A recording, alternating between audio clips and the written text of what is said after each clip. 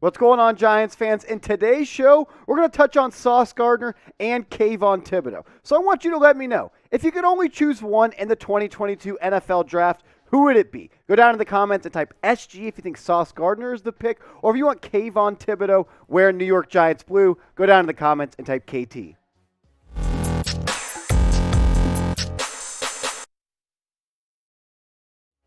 Welcome into New York Giants Now by Chat Sports. I'm your host, Marshall Green, and today's show, we're going to touch on the latest New York Football Giants draft rumors, some around Sauce Gardner. Joe Schoen supposedly had dinner with Gardner after their pro day, and we're going to touch on Kayvon Thibodeaux and his pro day, where Joe Schoen was also in attendance, and I think that's pretty, noteworthy. Whenever the general manager of a team goes to a pro day, I think it's something big that all fans and people that are just following the process should pay attention to. Kayvon Thibodeaux is one of the top edge rushers in this draft class, and some people have him as high as number 1 edge rusher, some people have Aiden Hutchinson, and then some people have Kayvon Thibodeaux as the number 2 guy. I think it's pretty telling that the Giants, they sent 5 guys to Kayvon Thibodeaux's pro day. Yes, there was other people getting ready for the NFL draft at Oregon, but to send that many people, I think that tells you a lot about the situation. There were some rumors over the weekend from Matt Miller, one of the NFL draft scouts across the Twitter landscape and across the internet,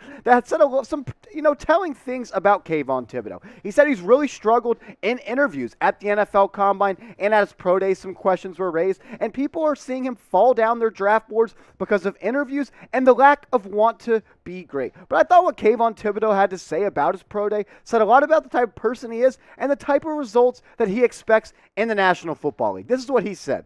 The most ridiculous thing I've heard is that I'm not the best player in this draft. I really don't listen to anything else. But that, to me, that's outrageous. With the film, with the numbers, and what I can do as far as my ability, I have confidence in what I can do. And that's the type of football player I want on this team. I want someone that thinks he is a big dog, because Kayvon Thibodeaux is a big dog. He's someone that's produced at the highest level in college football. Yes, his stats this past year weren't as good as what he did his true freshman year, but this is someone that entered the NFL draft cycle as the number 1 prospect because he is a great player. And I want someone to have that confidence that says, I can do whatever I need to do to be great in the NFL. He believes in himself, and as an athlete, you kind of always have to have a chip on your shoulder, and we can see that Kayvon Thibodeaux has that because he's destined for greatness since he was a kid back at high school, going to a school in California, went to Oregon, and is now arguably a top 5 player in the NFL draft. So whatever he's done to get to this point of view or point of time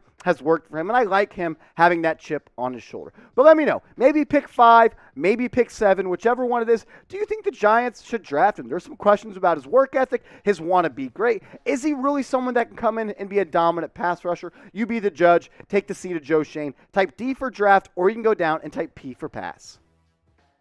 When you take a look at more so of a deeper type of player that Kayvon Thibodeaux is, he has an unreal first step. He's an explosive athlete. He gets off the line of scrimmage quicker than most people that are 20 pounds lighter than him. And he's not only a great pass rusher, he is great in the run game. He kind of reminds me of Jadeveon Clowney in that sort of aspect. Clowney, never a big sack guy, had one of his best seasons this past year with the Browns where he had 9 sacks, but it's always that sack number that kind of held him down in like the league view of him. Is he really a top pass rusher? He can win with multiple moves, but he does have some area to improvement in that move. He consistently won with just strength and his speed, and that's a kind of a good and a bad thing because he can win with just raw ability, but in the NFL, you have to win with moves that are deeper. Sometimes you have to go to your first and second move, and the thing I like about him, he's not a premeditated pass rusher. He just doesn't go into every snap trying this move and then trying that move. He's a very counteractive type of rusher. He likes to counter what the offensive linemen do, and that's why he's so successful. The thing that people talk about, though,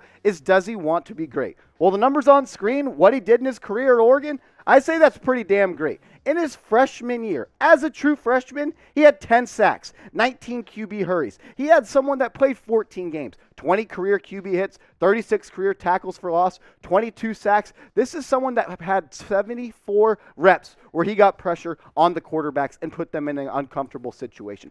If the Giants draft Kayvon Thibodeaux, I think he's the player that can change the fortune of the 2022 season the most. When you can add someone that can go and get you 10 sacks or 12 sacks or 9 sacks his rookie year, that's someone that can change the outlook of this defense. If you pair him with Leonard Williams, Azeez Ojulari, and and Kayvon Thibodeaux, that is 3 building blocks along this front 7 that Joe Schoen and Wink Martindale will be able to use for a very long time and could finally make the Giants a pass rush king or heaven like it was back in the day. I would love for the Giants to select Kayvon Thibodeaux with pick number 5 or number 7. I think that would be a home run pick for the Giants. If this is your first time coming across the video, we have multiple channels here at Chat Sports. We got a Browns channel hosted by my guy and my producer, Matthew Peterson, and we are exactly at 7,010 subscribers, and it's a race to 10K. We're trying to get there by day 1 of the NFL season, so I need your help so we can beat the Brownies. Go down and hit that big red button, daily free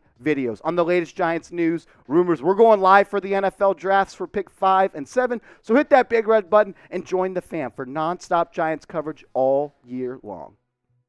And we're also on Rumble, a very similar platform and app just like YouTube. It's a video app content for content creators, and we have all of our channels over at Rumble. And right now the Giants, we're in 4th place and we're trying to get to 1,000 subscribers. So go to rumble.com/NYGiantsTV for more Giants content, and it's just another way that you guys can support us. You always ask me, Marsh, how can we support the show? Go and give us a follow on Rumble, rumble.com/NYGiantsTV. Another draft prospect in Sauce Gardner that has been talked a lot and has a lot of buzz about going to the New York Giants with pick number 5 or pick number 7. There's a report out there that the Giants have already scheduled a top 30 visit for Sauce Gardner, and I think that's pretty self-explanatory. This is someone that's one of the best players in the NFL draft, and if you're Joe Schoen, you're just doing your due diligence by scheduling a meeting with him. This is someone that I think would fit very well for the New York Giants. And if they have to trade James Bradberry, which it sounds like, unfortunately, it's going to happen pretty soon, he would step in and be a day 1 replacement for James Bradberry. Joe Schoen, he was also at his pro day, and they had dinner afterwards. So they're definitely trying to get on a personal level, get to know each other. And I think that's a good idea because Sauce Gardner, what he did this past year in college football, he cemented himself, in my eyes, as the best cornerback in this draft. He was targeted 37 times last year, just 37 times. That's a low number for a cornerback that played almost every single snap and only allowed 18 completions and a whole total whopping 122 yards. And he intercepted 3 passes, but this is also someone that when targeted by quarterbacks, his passer rating allowed is only 22.6. Yeah, that's extremely low. And he had 68 coverage snaps in the red zone in the past 2 years and didn't allow a single pass. Sauce Gardner is my number 1 cornerback in this draft, and what he could do in this defense as a press man coverage corner, I think his opportunities and his potential is endless. This is someone that I would take as early as pick number 5 or pick number 7. As Charles Cross, Evan Neal, and Ika Mekwonu are all at the board at number 5, it may make sense to take Sauce Gardner at 5 and then fall back and get one of the tackles at pick number 7. We're going to continue to talk about Sauce Gardner and show you some more stats and what I think of him as a player. But first, I want you to answer this question for me. Should the Giants draft Sauce Gardner? Is it too early to take a cornerback with pick number 5 or pick number 7? Or if not, could you get a game-changing corner that can take away one side of the field? I think he's that good. Get in the comment section, embrace debate for me. Type Y for yes, or if not, you can go down and type N for no.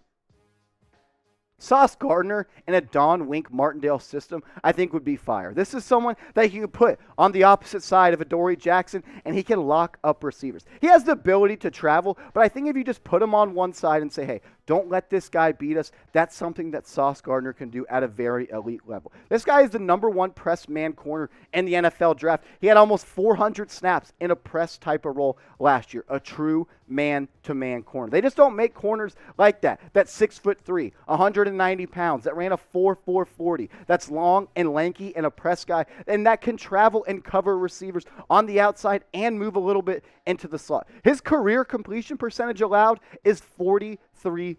And some people say, well, the Bearcats at Cincinnati, they didn't play a lot of top people and a lot of top prospects at receiver. What about against Alabama in the college football playoff, where he was targeted 4 times and allowed just 14 yards? This guy has done it against some of the best receivers in that level, and I don't think anything's going to change when he gets to the National Football League, except for the fact that he didn't give a touchdown up in his career at Cincinnati. I do think he eventually will give up a touchdown in the National Football League. This is what my big board looks at the moment for picks for prospects 1 through 8. I only have 8 on the screen because the Giants, right now, they pick 5, and 7. So one of these 8 guys, or 2 of these 8 guys, are going to be on the board. I got Aiden Hutchinson's number 1. I think he's the best edge rusher in this draft. If the Giants picked one, that's probably who I would go with. Ika Mekwonu and Evan Neal, I have him at 2 and 3. I don't think there's much separating the two. I just like the nastiness that Ekem has a little bit more. I think he's a better run blocker. Evan Neal, a better pass blocker and a little bit better athlete. But I just want my right tackle to be a nasty son of a gun.